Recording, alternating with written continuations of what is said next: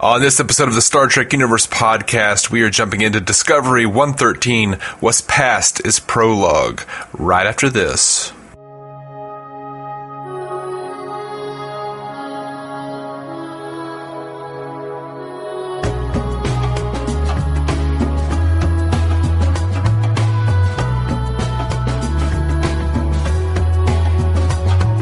Welcome to the Star Trek Universe podcast. My name's Matthew Carroll. And I'm David C. Robertson. Oh, man. Full spoiler alert. We're going to dive right into episode 113 of Discovery. We're so close to the end of the season and the beginning of season 2. At the end of the week, man, we're almost there. Let's hear that summary, bro. As per CBS All Access, Lorca plans to move forward with a coup against the Emperor, propelling Burnham to make a quick decision to save not only herself, but the USS Discovery. That's good. And it happens, and he almost wins, and then Giorgio and Burnham kick his ass. Mm-hmm. And then Giorgio tries to go out in a blaze of glory, but Burnham saves her, while the Discovery saves the entire universe. Multiverse, I should say. Indeed. That's some stakes right there. That may be the largest stakes in Star Trek history.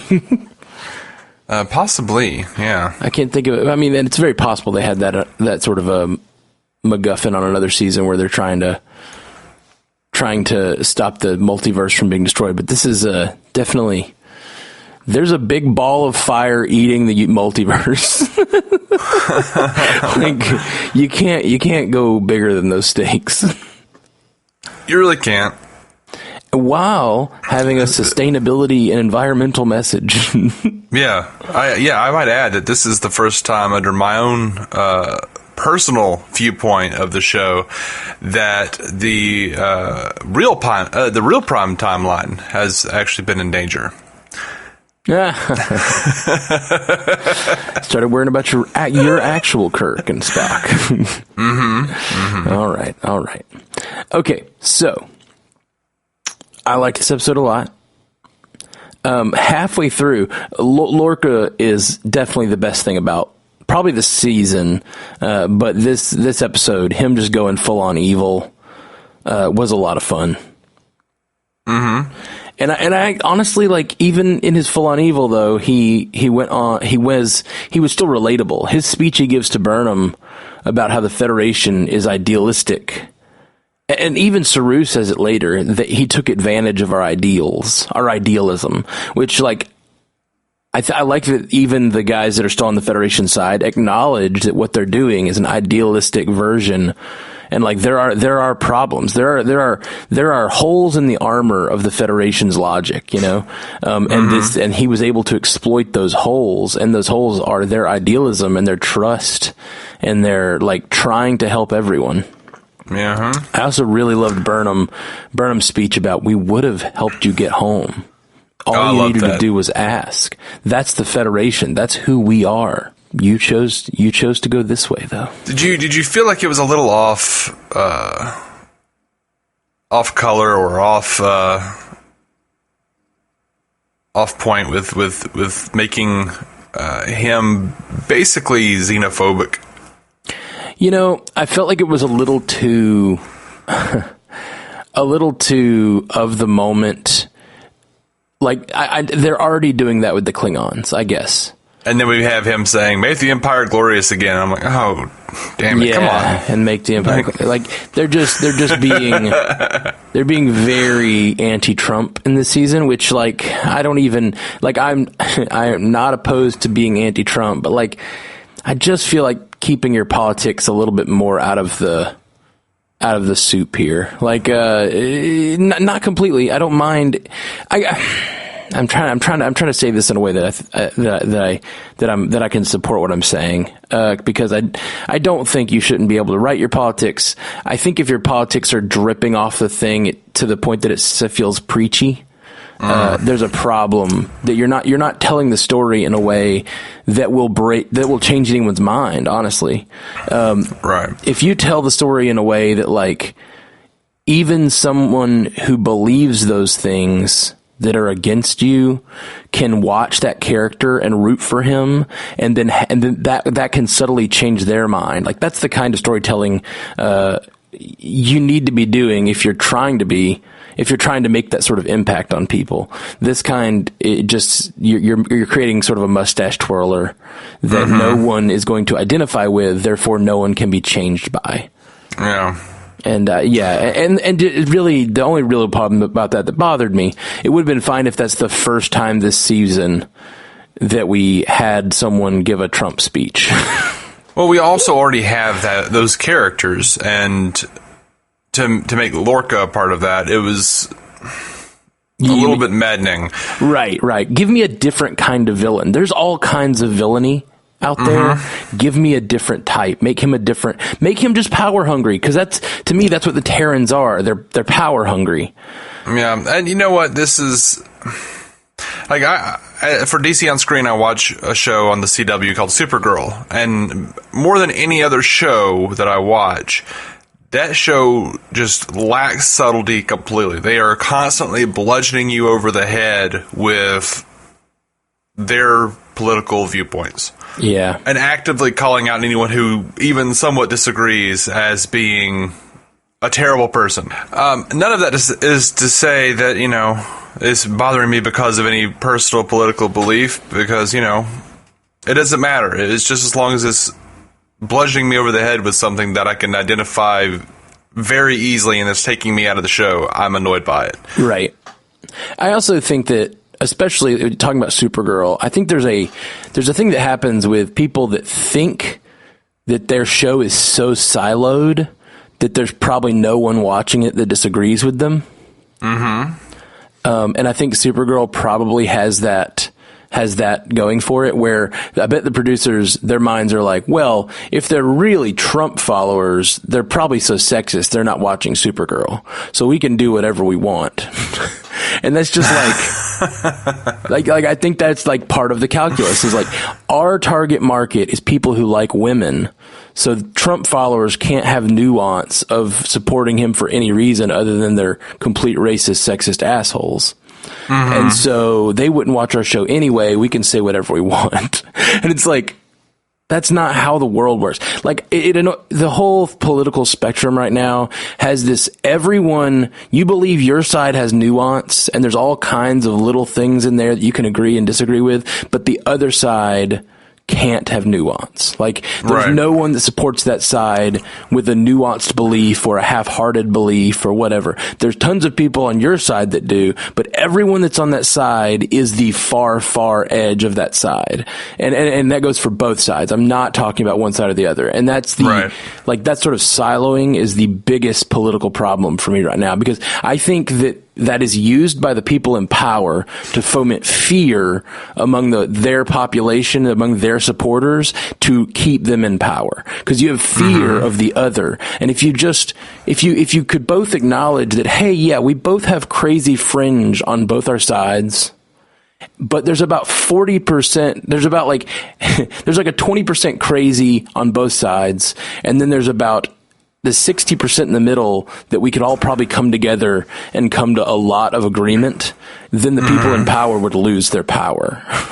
and they wouldn't be able to hold on to it through fear. But we all just we let ourselves get tricked into believing that everyone on the edges, everyone is on this far edge from us. It's so annoying. It's aggravating, yeah. This is the darkest of timelines. Help us, Ephraim Cochran.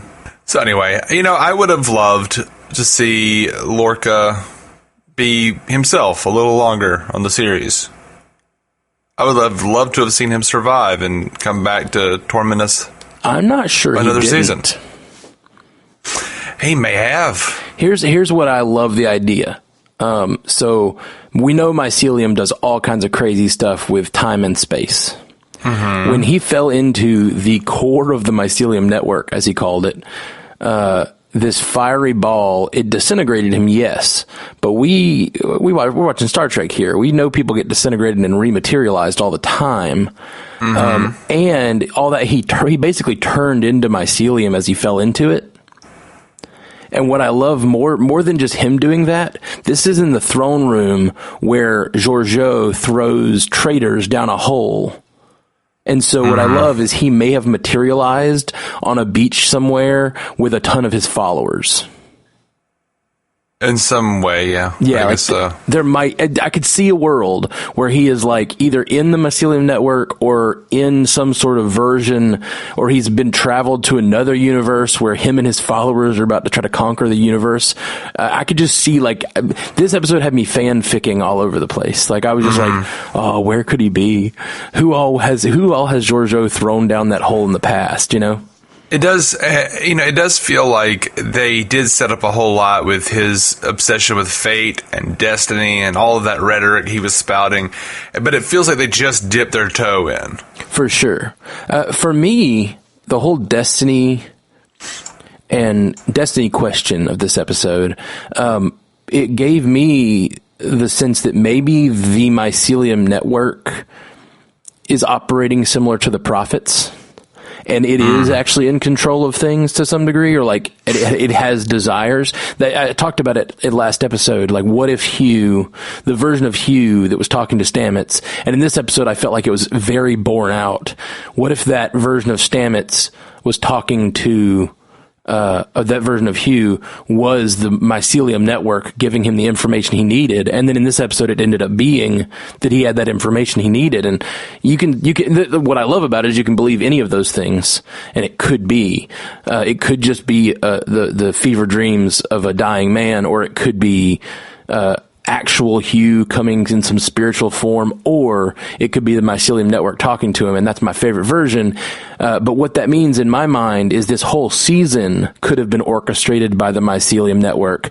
This this whole thing, even maybe the evil Lorca coming to our universe to orchestrate his own return could have all been the mycelium network pulling the strings of the universe to destroy that reactor that was destroying itself. I mean, they could pull all things are connected, and that's why the mycelial network, as Hugh Culber says, I felt you hold me, blah, blah, blah. Like, they could just be, like, connected to everything, everywhere, all life, all objects, all, everything. So, yeah, I mean, they could do a lot of stuff with that. Well, and the cool thing about it is I think they already did all that stuff. In that interpretation exists. I just made a case for it. And they did a really cool thing with this season where you can have multiple interpretations and they all could be true or none of them or whatever. Like, I just really like that. I like the mycelium network. I didn't at first. It felt a little too fantasy for Star Trek for me. But then again, my favorite show is DS9, which has a whole like fantasy element. The wormhole aliens versus the Pa Wraith, the whole show is predicated on this sort of fantasy element. Yeah. So am I to assume that you believe the green particle that landed on Tilly's shoulder, you think that's Lorca? No. I don't know that meant anything. It was a little on the nose for it not to mean anything. Yeah, you've said that before, and you said that before about that thing, and you asked me, what did you think about that? And I was like, I don't remember that. Like, I think, cause that's the thing, in watching it this time, I paid more attention because you had mentioned it before, and I remember the shot, but to me it was kind of just like an artsy thing. Yeah. That's the thing, it could be either of those two things. It could be some really, we might see it in a future last time on Discovery. They might show that shot again and I'll be like, okay, Dave was right. They're going to do something with that shot. Or it could just be that they decided to follow one of the mycelium spores down to wherever it's going to land, and it happens to be the one that landed on her shoulder. And it turns green because maybe that's just what all of them did when they landed. It could just be an artsy, pretty shot, or it could mean something. I just don't know. Well, if I'm right, what I've read, if that is correct anyway, Brian Fuller originally, he just felt like when he created the show, Lorca was just a brilliant tactician. He was never from the mirror universe, and that was the thing that happened after he left. The showrunners decided, like, oh, this would explain Lorca, and that's fine. But those showrunners are gone now. They were fired. Right. So, who knows? Like, somebody completely new is in charge. It's Alex Kurtzman and some other people, and they are in charge now. Yeah. So they might go in a completely different way with it. I knew where this episode was going because I'd seen it before. But halfway, what I found really cool about Lorca is halfway through this episode, I had the thought when he does that call over the thing and he says, "Don't touch Burnham," and he talks about keeping Burnham alive to all his followers. I was like, wait a second, is this real Lorca? Is this Prime Lorca pretending to be Dark Lorca so that he can get his people off this ship? Like, did he find himself in an agonizer and then figure out in his brilliant tactician way how to get out of this? Like, and I don't think that bears out the rest of the episode, because in the final fight scene, he is. I don't think he has. I don't think that theory holds water. But that's what I loved, is like he's been such a interesting force. He's never done something so evil that you couldn't see his logic up until this episode, and I was like sitting there thinking, like, what if? I enjoy Jason Isaacs and everything the guy does. Yeah, me too. I really hope he's not done for. I guess we're supposed to assume that his Baran, he went down with his Baran in our universe. Because we still haven't really gotten a solid read on what happened there. We never saw a body with Prime Lorca. No. So we never saw a body with Mirror Lorca either. We saw his body disintegrate, but because of the nature of the mycelial network, that doesn't mean shit. Yep. So neither one, I feel like, has a solid death yet. Right. I thought it was neat that the Lorcas switched based on the same method that Kurt, McCoy, Scotty, and Uhura did in the original series. I did too. That was neat. I kind of liked it, and I kind of hated it, because he's like, luckily there was an ion storm, and I just went, okay. Yeah. Well, and that's the thing. Sure, lucky, or it's the mycelium network controlling things in a way that he interprets as his own destiny, but we can interpret as the mycelium network making it Discovery's destiny, right? To save the multiverse. By the way, did you buy? I love this season. This is great. So it was made known that Lorca was in the Prime universe for a year and 212 days. Did you buy that so many of the Baran crew were in, I don't know, such good shape after being in agonizer booths for nearly 2 years? Well, I kind of take that the agonizers don't really hurt you physically, is the way I kind of took them, unless you turn them up. I thought they just like caused pain to your neurons, which can cause a lot of psychological pain. And who knows? They also talked about not killing them. When Lorca was going into the agonizer, he's like, I don't want, or Burnham says, I don't, and not that she knows anything about agonizers at this point. She says something about, I don't want a overzealous crewman to kill my bounty or whatever.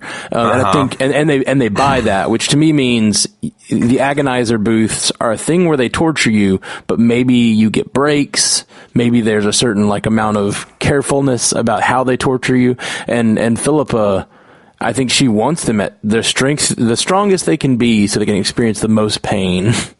I don't think she's trying to dwindle them or kill them. She wants them to live a long time. But yeah, I agree. It's a little, the fact that she took a bunch of people that have been in agonizer booths that long and said, let's take this whole palace. Another point could be made is that we don't know they were in those agonizers all of that time. Right. And they also didn't take the entire palace. They basically used Mirror Stamets' biological weapon to take out the upper crewmen, and then like everyone else smelled blood in the water and joined their forces. Yes. That's what they said happened. Yeah, or at least he made that offer. Oh no, they actually said that it happened. Oh, did they? See, I didn't see anyone switch sides. I was waiting to see that, but I didn't catch anyone actually saying they were switching. That's why after Lorca was gone, people were trying to bust into the throne room or whatever. And Georgiou was like, nope, they can see my neck now. It's over. There's no going back. Oh yeah, well that's definitely true. Like, even if she could survive this, she feels that her power as the Emperor has been diminished. I wonder what she'll be like as a character if they create a Section 31 series. I don't know. By the way, I've looked at the trailers again. That totally is her in the. Oh yeah, it is in that hood. Yeah, you were totally right. There's a shot with her like either with the same outfit with the thing down. So yeah, you were right about that. I kind of wish it was Alpha 5 or something like that. It definitely looks like a weird looking robot. Like a updated Power Rangers villain in that moment. Right. Yeah, they did get a little showy with their allegories. Like, it didn't bother me that much, but they did get very preachy with they are poisoning the mycelial network with their short-sighted power generation. Yeah. Like, thank you, old Star Trek style allegorical head bludgeoning. Yeah, which, that one didn't bother me too much, honestly. At least it was a different one. Like, the thing that you got to do allegory on a show like this, I think. Yes. But just for that little scene with like Tilly Stamets and Saru, it just became like an after-school special suddenly. Like, they didn't talk like they normally talk. They were just like, that's ridiculous. Yeah, I don't think they're worried about sustainability. Yeah, and then it was like back to the show, and I'm like, all right, that was weird. Yeah, I can see that. It's definitely head bludgeony, but that one didn't bother me nearly as much because it didn't feel I guess I like the argument they're making there makes sense to me. Purely. Not that the argument that Lorca makes sense, makes it different to me either. The idea of letting other beings into your culture can be a nuanced argument. And this goes for, and what they're making allusions to is the whole Trumpist sort of, keep everyone out. Yeah. And the problem is, a country, to remain a country, has to have, every other country in the world has some sort of mechanism for controlling immigration, right? And so, just having that be an argument doesn't make you evil. Going full on where we're going to murder everyone who's not us, that's definitely evil, and that's the Empire. But thinking that your society and the fear, both of these characters definitely cross the line in those arguments. But I think the people making this show think that anyone who has any sort of immigration policy other than we should love everyone and invite everyone in, is wrong. And I think that there are arguments to be had on those issues. It's not black and white as much as, the issue of in the issue that he talks about the sustainability of the mycelium network, it's not really even about sustainability. They are actively sucking and destroying the environment, for lack of a better. And it's you need to stop that. Absolutely. And it's I think that even Mirror Stamets, who created it, if he realized the extent of the damage he was doing, would want to stop what is happening. I don't know. Yeah. But not that he would have any power to stop it, because if Georgiou didn't think he should, well, right. That. And they're all too fearful on that side to make the hard choices to, and that is a solid parallel to our current state. If we're destroying our environment but we can't politically convince the people in power or the people that support them that we are causing damage to our environment, then then the scientists have no control to do anything. It is, and part of it, the beautiful thing about this world is you've got one missile can fix everything. Sure. And in our world, it's a lot more complex of an issue to stop. And it's also the thing that is creating energy is not like creating energy for people in third world countries to be able to survive like it is in our world. Electricity and energy is being created for all types of reasons, both good and bad. In this world, they created a MacGuffin or like a whatever, this device that is pure evil in its execution because it is drawing and destroying the environment, but it's also only supporting the evil palace ship. Yeah. Like, that almost seems ridiculous on the face of it. Like, we created a device so powerful, so needing of power, that it's sucking power from the entirety of the multiverse. That's kind of ridiculous. Just the potential energy created by the mycelium network.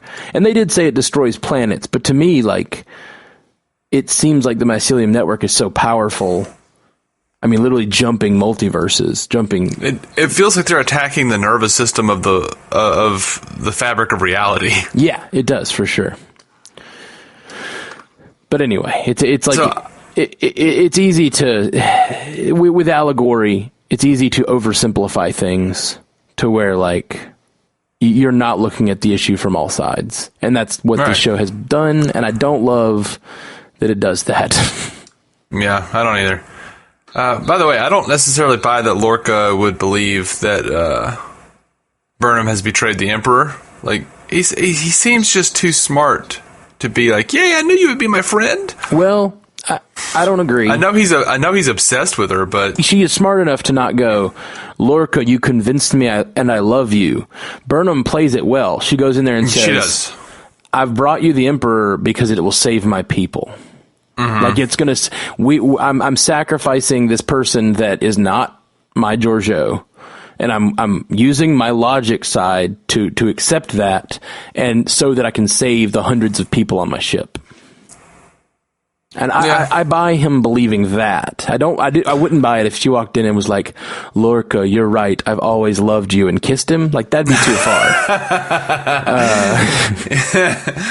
Yeah, I know. I just feel like he may have. I feel like Lorca would have even sensed that deception. I don't know. I don't, especially because she included things like, just to be clear, I'm only giving you my mind. Like, she's laying the perfect trap because it's not a honeypot, basically. It's not like too good to be true. It's just the amount of like logic that he would believe Burnham would go for. Mm-hmm. And it's not even what he asked for. He asked for her to join him, and instead she made a trade that will save the lives of her people. Like, right. So I don't know. I buy it. I totally buy it. I love Lorca's speech, by the way, when he addresses the Discovery crew one final time. Me too. I love it so much. I didn't write it down because it was kind of lengthy. It was very lengthy. It's just a wonderful speech about how he is you can see the uncomfortableness on their faces when he talks about how he has sculpted them into the perfect soldiers. Yeah. And it's like, oh my gosh, he has. They have this like look on their face like, we've been tainted by the mirror universe. Yep. We are like products of this dark dimension. Oh man, loved it. I loved it so much. I love that he like, it feels like he's a little, getting a little choked up or something, like he's getting a little sympathetic. Oh, for sure. He actually cares for these people. He's not just a mustache twirler. He's actually got some. He spent 2 years almost in the mirror universe with these people, and he like really was trying to win the war too. That's what always interested me about Lorca. Even though he knows this is not his universe, he still wants the Federation to win that war. Mm-hmm. Even though he thinks the Federation's a cult, apparently. Yes. Yeah, but it's still the closest thing he has to his empire in his universe, Yeah. I do like that Michael has Giorgio's badge and the Emperor has her Burnham's badge. Yeah, that was really nice. That was a nice touch. Yeah, I liked it a lot.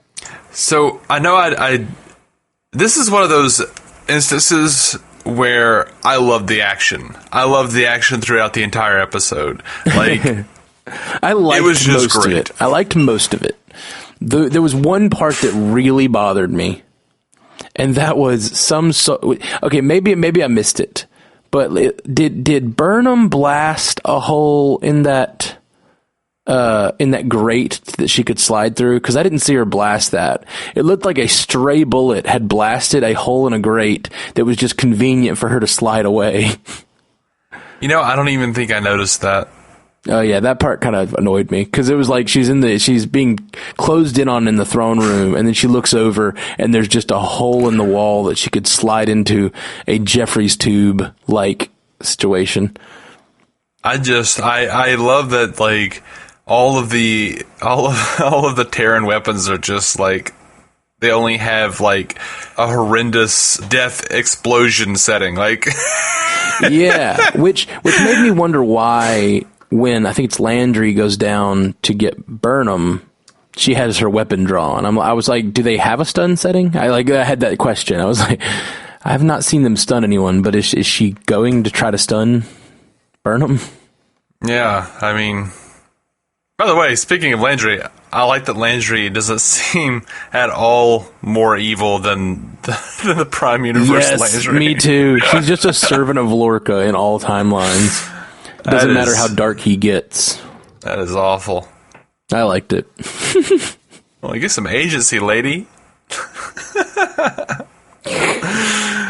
Oh man, there's plenty of agency on this show, and there are people like that serve others, and it's not like this show is being sexist by not having her have agency. It was just more of a joking. I hear you. Conversation to that character. Like, we used to joke around about me and Jason used to joke around on Arrow about Thea. We're just like, oh yeah, every decision she makes is for a man. Yeah, but the thing, like, and I feel like a lot of shows get flack for that because it's a sexist show. And that may even be the case with Arrow. I haven't really analyzed the Arrow's amount of agency they give women. But there are people in this world like that. And it goes men and women. And it's probably, especially in our patriarchal society, it is more of a problem that women tend to latch onto a man and let that man lead them and let that man be their entire existence. Not that men can't and don't do the same thing, but it is more common the other way around. I think. I'm not sure that's true. Maybe not.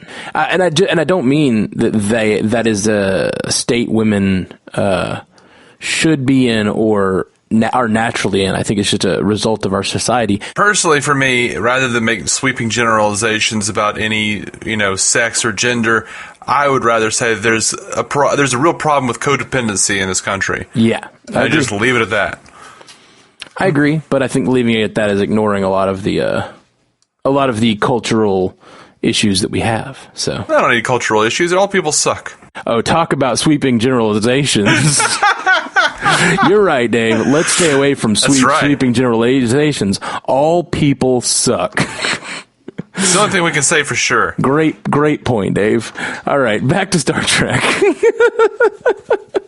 It's the only thing we can say for sure. Okay. You want to get into our quotes? Sure. I don't have much. I have a couple. Most of it Lorca, I think. I have one for Saru, where it is well known that my species has the ability to sense the coming of death. I do not sense it today. I may not have all the answers, however, I do know I'm surrounded by a team I trust, the finest a captain could ever hope to command. Discovery is no longer Lorca's. She is ours, and today will be her maiden voyage. Yeah, that was probably my favorite quote from the episode, but it was too long, and I couldn't type it in time. But I'm glad you did. Yeah. I was using my phone, and I couldn't swipe keyboard that fast. That's a great line, and it really, it made me feel for the inhabitants of Discovery. It made me really rally around their federation-ness. So I have one that was Lorca. He describes how he made it to the Mirror Universe in the first place, or the Prime timeline in the first place. And then he says, "To me it was physics, acting as the hand of destiny." I like that line a lot. Yeah, that was good. I've got a great Lorca. I was just thinking about everyone who's ever said that victory felt empty when it was attained. What a bunch of idiots they were. Yeah, I like that. I like that one a lot. He also asked Stamets, "You believe in destiny now?" And he says, "That's rhetorical." Because he's being Stamets. And then he says, "Your lack of vision continues to disappoint me." Yeah, that was fun. Loved that. And in that this is really the same quote almost. It's a couple lines later. He has him stand above the power generator, and he says, a scientist killed by his own creation. It's poetic, don't you think? And he says, "Just kidding. I hate poetry." And he has Landry just shoot him. Yep. That was fantastic. So good. While providing the Chekhov's gun. Yes. That was a beautiful way of providing the Chekhov's gun. Like, we need to see someone fall into that. But also, if they do end up doing something with him down the road, having traveled the mycelium network, Mirror Stamets won't be there, and that disappoints me. Yeah, that's sad. I would love to see Mirror Stamets. I love an evil Stamets because he's not that much different than real Stamets. Just has different ideals, Like, I like that their personalities were intact on this side. Like, they're still the people they are. They just have completely different ideals of what the universe should look like. Yeah, that's all my quotes. Yeah, mine too. Well, how about some trivia, Dave? All right, so this is all from Memory Alpha. What's passed as prologue is a phrase from Act 2, Scene 1 of William Shakespeare's The Tempest. Nice. Cool. Let's see. This episode marks the first time a commanding officer has been written out of their series of origin. Oh, yeah. That makes sense. And what I've already mentioned before, it's revealed that the mirror Gabriel Lorca arrived in the Prime Universe via a transporter accident, the same way Kirk, McCoy, Scott, and Uhura did in 2267. Yeah, that's rad. That's cool, man. I like it. So this episode was great. Do you want to move on to a very short spoiler section? Sure. Guys, check us out at StarTrekUcast.com or any of those Star Trek UCast on pretty much all the services. So check us out, please. Like us, share us on Facebook, all those things. Go, whatever app you're using, give us a good review. But let's talk very, very short, because you didn't even want to do one, and I'm just throwing out this one thing I wanted to point out. All right. Spoiler section now. Since talk about these last two episodes that we haven't seen yet. Okay. I don't remember much from these last two episodes. There's two, right? We have two left? Yes. Okay, I thought so. But then I from my memory, I thought that this episode ended and then there was only one episode left to wrap it all up. But I guess there's two. Because I was actually watching this and I was like, oh, wait, is this the one where the season ends? Or the Mirror Universe plot ends? I thought we had one more. It is the one where the Mirror Universe plot ends. Yeah, I know. But I was watching it thinking that we had one more till that. Like, I thought Gotcha. I thought we had the only one episode outside of the Mirror Universe. But Which is, I think, problematic of the show. Like, I feel like this episode felt a little rushed. It was a little rushed. Lorca getting kiboshed and everything at the everything happening in this episode was just a little much. I kind of think this whole season would have been better had it just ended on this episode. That's the way I remember it. Like, I just thought the whole Klingon plot line to me upon the first watch felt so long ago, and it felt so much like not what we were doing anymore, that going back to it now feels, just spending 2 episodes to wrap it up. That's what hurt. That's what felt weird to me, is wrapping this whole season up in the last 2 episodes. Like, they just got back. They have the entire Klingon war has been won. Like, the Klingons have won the war. Like, what? and how are they going to wrap that up in two episodes? You know, that's a lot. It's a lot to wrap up. And how much of the Federation has been destroyed, I guess? Or is it just running? Or is Federation just running to their corner of the world, the universe? I don't know. That whole thing was weird. But what has me encouraged is I think the first time I watched this, it had been so long since we had watched any Prime Universe stuff. Any Discovery universe, if you want to say that. It just felt so disconnected from what was going on. My hope is, upon this rewatch that we're about to embark on, of these last 2 episodes, I'll just have a better memory and a more of a connection to what happened at the beginning of the season, since we've watched it in such short amount of time. Mm-hmm. And I'm actually going to care a little more about this Klingon War stuff. That's what I'm hoping. But honestly, even looking over at the Klingon War side, we've killed all the villains at this point. They killed that whatever their name was, the Wolf Ship of the Dead. The Ship of the Dead. They destroyed the Ship of the Dead, and then they left. It kind of feels like, but that left a power vacuum. I absolutely, and all the factions are kind of going at it. But none of those factions am I personally connected with. Yeah. And so I just don't know I don't know what to think. I don't know what to hope for in a final battle with the Klingons. And I remember what we get, and that's a peace treaty brought around by L'Rell. But I just don't remember caring enough when we got back over there. I think that was a problem for a lot of people. I think it was less about the Klingon War and more about what it's done to the Federation, but even that seemed a little lackluster. But they needed to wrap up L'Rell, and they needed to wrap up Voq. Yes.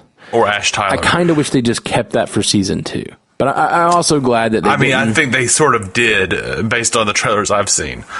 Yeah, we're definitely getting more Ash and more L'Rell this season, which is cool. I like them as characters, but I just found myself just not caring. I almost wish they'd just somehow join the Discovery, in a mirror universe romp, and this whole show, if they'd actually been stuck in the mirror universe at the end of that season, we're just here now. We're dealing with the Terran Empire, we are, that could have been interesting. And kind of like with the Maquis and the Federation having to join forces, but having L'Rell just have to join in with them to join the rebels on that other side and have to deal with this Klingon Empire that's completely been decimated. That all sounds more interesting to me than going back and wrapping this up. But that's what they do. I'm hoping that it will resonate better this time, is all I'm really getting at. Sure. All right, guys. That's all for us. Peace. Live long and prosper. To reach out to us, hit us up at StarTrekUcast.com, at Star Trek Ucast on Twitter, Star Trek Universe Podcast on Instagram and Facebook. Just search for us there, or send us a message at StarTrekUcast@gmail.com. If you'd like to hear more from David C. Robertson, check out the DC On Screen podcast or maladjusted.tv. And if you want to hear more from Matthew Carroll, that's me, check out the Marvel Cinematic Universe podcast, or go listen to my music at MatthewCarrollmusic.com or anywhere you get music.